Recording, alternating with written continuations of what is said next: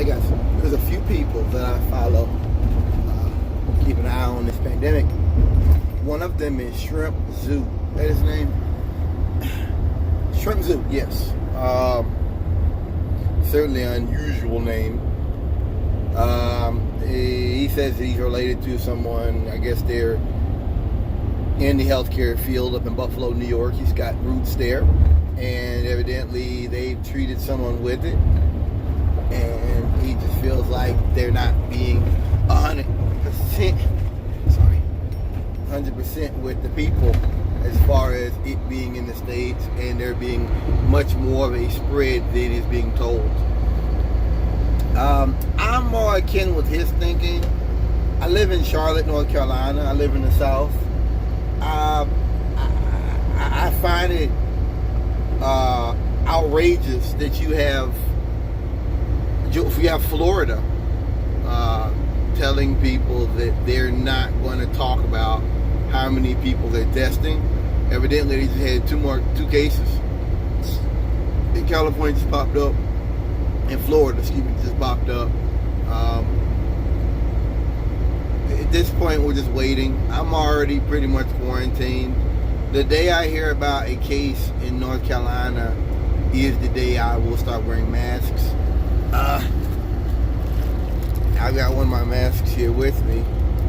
You can see it or not. A respirator that, well, I have that. You got that in the car, yeah. My 10-pack box is almost here, or filters, and my goggles they're somewhere at the office, or somewhere, we'll get them. Yeah, but they have arrived. Shrimp Zoo made a very interesting point. He said that so you got another America, you got America, Wuhan, that CDC not doing their job. He hit upon something that I said the other day, which is that the Europeans and the American CDC did not prepare. I think the British have like 10 beds for people who have communicable disease right now. We're not ready. And so right now, the government is competing with the public to buy masks and buy protective equipment, and that's bad. That's really bad, man. It's really bad. I've got some gloves, like little dishwashing gloves. I got like a bag of rubber gloves, but I'm gonna buy like some gloves off, some military gloves or something. I need to buy some bleach. I keep putting that off. I don't know why. It's like lemons, I tell you I'm gonna get them, and I don't. Lemons for my juicer. I think that's true. He started off, Shrimp Zoo, he did, by showing a gentleman talking about people don't need masks, and that unless you work in the healthcare field, which is bullshit. Which is bullshit, complete bullshit. And it doesn't make sense until you think about the fact they're not prepared for this, and that their healthcare people will need it. Remember also, he's talking to sheeple. A lot of these people out here they don't have masks. They're probably not buying it. I mean, you run around South Carolina and you talk to these rednecks and these black people, and you realize, like, if he tells them not to buy masks, which they don't have now anyway, they won't buy masks. A lot of them won't. They're not efficient. They're sitting up here talking about football and basketball. They're not even paying attention to this. They don't care. While you have European governments saying that this has gotten so bad in their countries, they've stopped researching the spread. They've stopped investigating. I mean, if that doesn't scare you, I don't know what will. Shrimp Pasta, or Shrimp Zoo, was talking about how a doctor got sick and did an interview, and how there's people who, after recovering, can't walk, can hardly breathe. This is not a flu. This is not something you get and 3 days later you're you know what I mean, you're pretty much recovered. That's not it, you know. And then, you know, one thing I've been saying this from day one, even if it is, this thing could mutate at any time. Just because right now it's not killing everybody, that's not a saving grace. And I think that people tell themselves that. See, it's kind of like Trump with the investigations. You do all the surveys, and most Americans were saying they had their opinion of Trump without a trial, you know. I understand still having Trump impeached, but people already had their opinion. It's the same thing with the coronavirus. You're not going to get people to get it. Either they're going to get it or they're not. At this point, if you have not gotten it, and this thing is on every continent, I don't really know what to tell you. I don't really know, you know, I'm not sure you're really worth the elevator speech. I'm not sure you're worth wasting the time to even explain it to you. Like, the people I'm looking at are telling me they're not tracking the cases anymore. Like, they're not like, well, we had 5 cases, and they're not doing that anymore, dude. We're beyond that. I don't know what to tell you, you know? And, you know, one thing my dad does, he underestimates, he underplays stuff. So when he tells you something is something, it's probably 10 times worse. It more than likely is 10 times worse than what it is when he tells you something. And when my dad tells you that this pandemic is not up to him, that's pretty honking bad. This is a man that, you know, I told you, you know, he told me about me owning guns, that I'm a violent person, and he told me that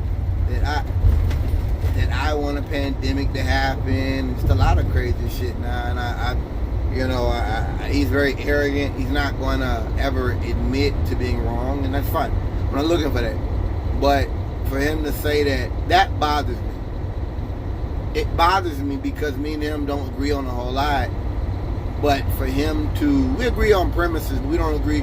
It's like we agree on the house is on fire, we disagree on how to put it out. You understand? That's how me and my dad are. So for him to just tell me, hey, I'm sitting on the bench, that's terrifying, because that tells me I'm right. And I don't want to be right. I always tell people, I don't want to be right. Prove me wrong. I'm always telling folks that. Prove me wrong. And for him to say, sorry, woo, that's why I bought that 10-pack box of filters for my respirator and them goggles. That's why I'm looking at getting some thick rubber gloves, military rubber gloves. That's why you see what I'm saying? It's a serious business.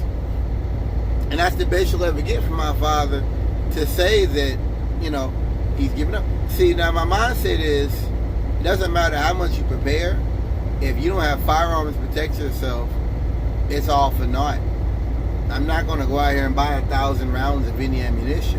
And I'm not suggesting you do either. But if you don't have firearms, or the ability to get firearms at quick notice, or be able to defend yourself, someone's going to rob you. Someone is going to try you. I'm here to tell you that.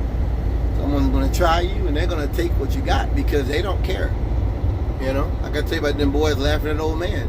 They laughing at the old man because when things go bad and lights go out, they're going to be the ones looting. They're going to be the ones looting, and they think he's a sucker. They look at the old man as a sucker, because they're like, what are you doing? To them, prepping is like an old-timey. It would be like if I told you, I say, hey man, I want to go on a road trip, give me a car, and you get me some old Model T Ford, I would laugh at that, because that's outdated. You see, we don't ride in that no more. I want a car with air conditioning. I want a car with power steering. I want to get a car that's got airbags and seat belts. You see what I'm saying? Same thing with them boys. They look at him as outdated, because back in the day, you would prep. Back in the day, you grow your own food. Back in the day, you'd have, you know, grains, oatmeal, stuff stored away with a rainy day. And the culture, this materialistic culture, doesn't value that. It doesn't value, I'm going to research and learn about society. No, their culture values waiting for someone to tell them what's going on. So for them, he's a sucker because he's not a sucker. Does that make sense? That's how those boys looked at it. That's how they see him. He's a sucker. He's someone to be taken. You know, we're going to go break in that guy's house when it goes down. Oh, yeah. Well, better not try that with me, buddy, because that might not end so well for you. Just saying. I have to agree with that guy. I thought about all these people that were joking about the Chinese people dying, and now people in America are dying. That's, to me, that's demonic. My aunt is always talking about demonic spirits and stuff. That's demonic. If you're saying that you're really happy that a pandemic will kill off people in California because they're liberals, or you're happy that people in China die because they may be under a communist government, you're really sick. You're really sick. And the fact that people have it, that's why when I look at all the old people getting sick, that it's getting old people and people who smoke and stuff, I don't smile at it, but I nod my head, because you're so demonic. You don't realize if this thing gets to your area, you're in danger zone. Like, you're above 39. That makes you high risk. Most of these truckers smoke or chew tobacco. That's like 99% of truckers do it, one or the other. Like, dude, you know what I mean? I heard one of them, I was reading on the forum, he was talking about how all the stuff he's put in his body years ago didn't kill him. This won't kill him either. That's ignorant, and that has nothing to do with the conversation. That's flawed. That's a flawed argument. It's like my father, it's the same thing. It's a flawed argument that if I ain't died yet, you know, you'll be the first one to die. You'll be the first one to die. I mean, I don't know. I'm glad I'm not on the road anymore. I say that. It's foolishness. Shrimp Zoo is on point. They weren't prepared. They're not prepared. And they're just telling people to basically make decisions that don't benefit us in any way, because they want to protect. I mean, I get it to a certain extent that the nurses and all that are going to need them. I get it, okay? I get it. But it's not our fault you didn't prepare. It's not my fault that Trump has made cuts in CDC and made cuts in FEMA. That's not my fault. That's not my father's fault that those things happen. So you don't have the right to sit here and you know, attempt to tell me I can't get prophylactic things. You know, I don't buy it. That's you know, conservatives talk about liberals and gun control and stuff. I feel like them on this issue, that, you know, the government's telling us don't worry. No, dude. See, let me tell you something, like I said earlier, if they were saying this and it was under control, or like, let's say no one in America had died yet, or say like this was still only out in California and America had travel bans and stuff, I would make this video. I would sit back. I would recline. But this is not in pocket by any means. And only thing I hear them saying is you don't need masks. And at the same time, I'm hearing them say 80% of the population of the earth might get it. What does that mean? What do you think that means, guys? If you're saying a lot of folks might get it, that's pretty dangerous. That's pretty bad. That's very bad. You know, very, very, very bad. That you know it and you're telling us it, but you want to weaken us. Yeah.